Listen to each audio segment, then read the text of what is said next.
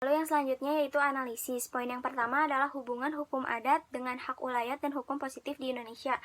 Konseptual atau falsafah yang mendasari hukum adat mengenai tanah adalah konseptual komunalistik religius.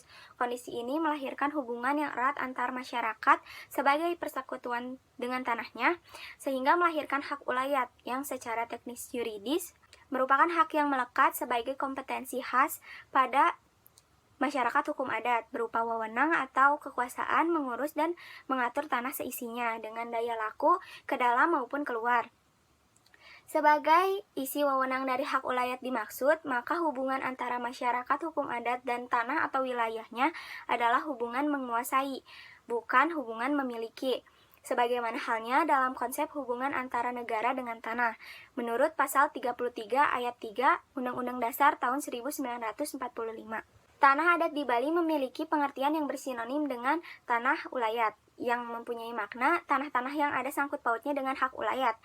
Hal ini didasarkan karakteristik daerah Bali yang tampak dari kehidupan agama Hindu, adat, dan budaya yang menyatu padu secara harmonis, tanpa terlepas dari peran seluruh komponen serta warisan satu prinsip kesatuan masyarakat yang ada jauh sebelum Indonesia merdeka, yaitu desa adat. Eksistensi desa adat di Bali diakui dalam Pasal 18 Undang-Undang Dasar Negara Republik Indonesia tahun 1945 dan dipertegas lagi dengan Peraturan Daerah Provinsi Bali Nomor 6 Tahun 1986 yang mengatur tentang kedudukan, fungsi, dan peranan desa adat sebagai kesatuan masyarakat hukum adat di Provinsi Daerah Bali, serta diperkuat lagi dengan Peraturan Provinsi Bali Nomor 3 Tahun 2001 tentang Desa Pakraman. Lalu di poin yang kedua adalah permasalahan yang terjadi dalam penegakan hak ulayat. Negara belum mengakui dan melindungi tanah adat secara keseluruhan, karena sejak berlakunya Undang-Undang Pokok Agraria, terjadi peralihan status tanah adat yang dulunya sebagai tanah komunal menjadi hak milik pribadi. Peralihan status hak kepenguasaan dan kepemilikan ini terjadi secara tidak disadari, telah mengurangi kewenangan desa adat, karena menghilangkan status ayahan sebagai kewajiban yang melekat pada tanah adat, sehingga relevan dengan pluralisme yang lemah. Sengketa pertanahan terjadi karena negara atau BPN dalam memberikan keputusan pemberian hak terdapat cacat hukum administrasi, karena pelaksanaan fungsi social engineering dari Undang-Undang Pokok Agraria telah melanggar hak-hak masyarakat. Sedangkan terhadap konflik internal disebabkan oleh adanya ego sektoral dari pemimpin masyarakatnya dan menafsirkan bahwa hak ulayat itu merupakan hak yang eksklusif. Di samping itu, putusan para hakim juga tidak bersifat ajeg dan bahkan ada yang mengkontradiksi dengan putusan hakim di atasnya terhadap objek perkara yang sama.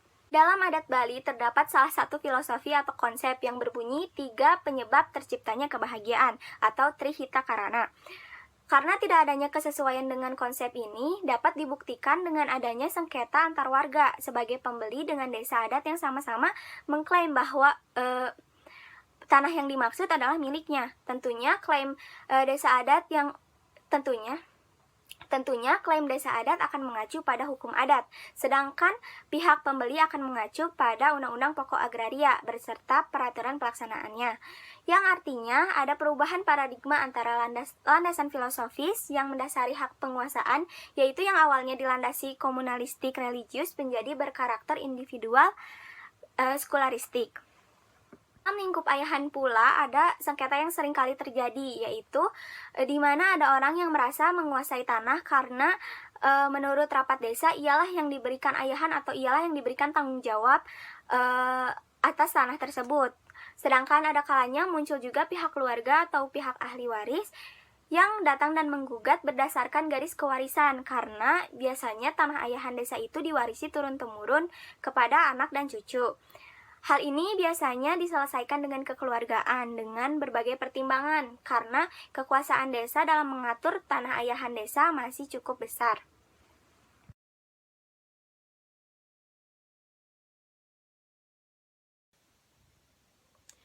Kesimpulannya, lingkungan pada masyarakat adat Bali terkenal dengan karakter masyarakat yang sangat terorganisir, sehingga masyarakatnya pun membentuk susunan yang sangat murni. Lalu terciptalah suatu desa adat. Adat Bali juga memiliki 3 sarana keagamaan yang disebut dengan Pura Kayangan 3. Pura Kayangan 3 ini terdiri dari pura dalam, pura puseh, dan pura desa.